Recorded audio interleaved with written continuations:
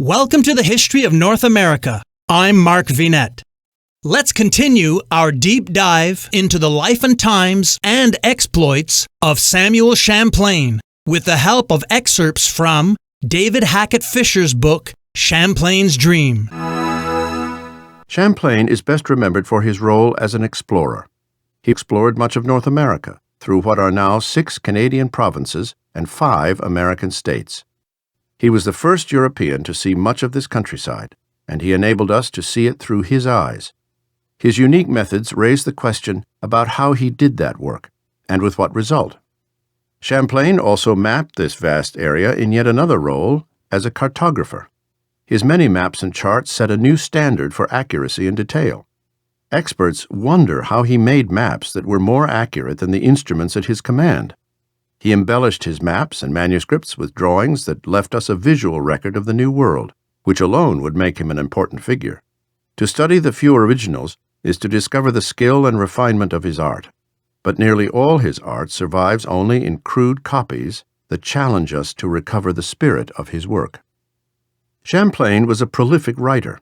He is most accessible to us through his published books, which exceed in quantity and quality the work of every major explorer of North America during his era.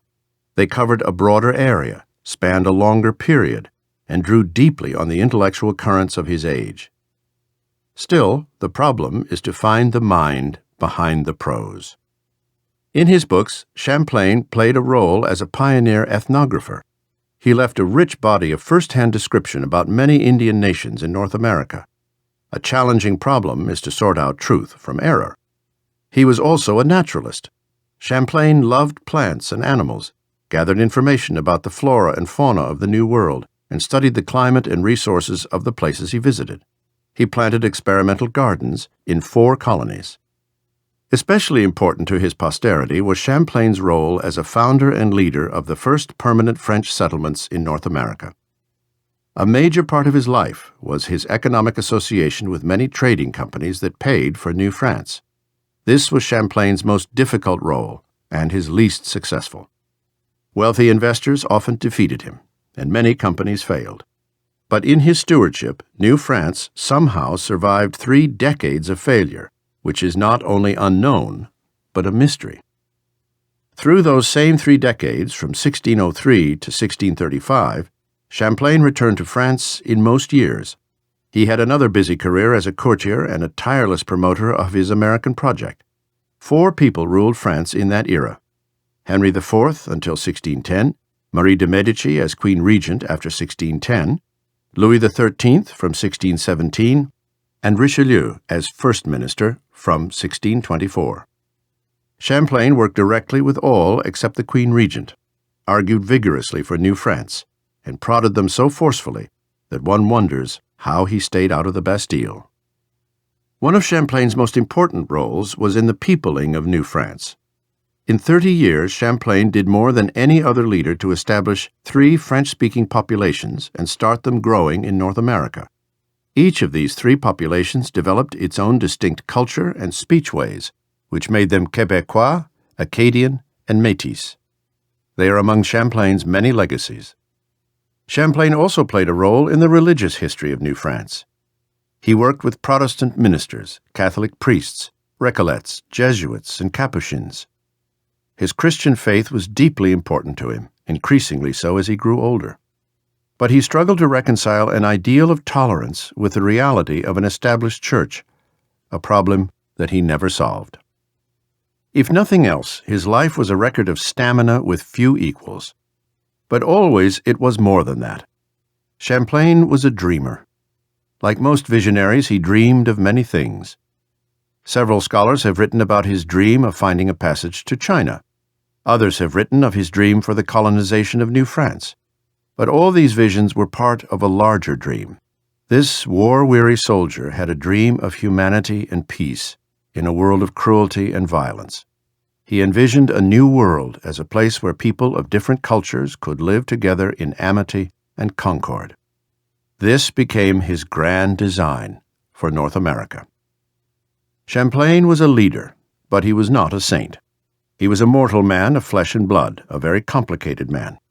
He made horrific errors in his career, and some of his mistakes cost other men their lives. His private life was deeply troubled, particularly in his relations with women. Champlain lived comfortably as a man among men, but one discovery eluded this great discoverer.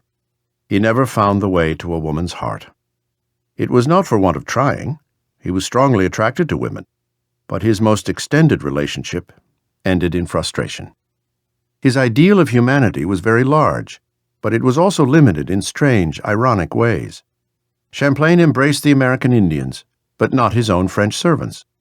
He had deep flaws and made many enemies, responded badly to criticism, and could be very petty to rivals. But other men who knew this man wrote of him with respect and affection.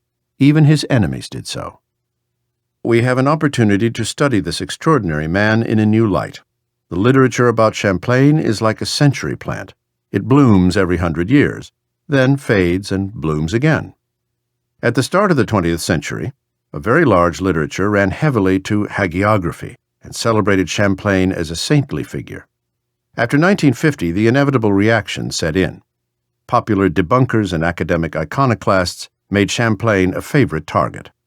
These attacks were deepened by a fin de siècle attitude called political correctness, with its revulsion against dead great white men, especially empire builders, colonial founders, and discoverers. Since the turn of the 21st century, attitudes have been changing yet again. A result has been to undercut the writings of the iconoclasts. 2 generations ago, the dominant source for Champlain's life was his own writing, which inspired skepticism. Today, in every chapter of his life, we can test his own accounts against the evidence of archaeology, archival materials, and other narratives, complex chronologies, and interlocking sources in great variety. One of the most important opportunities of this inquiry is for us to get right with both Champlain and the American Indians.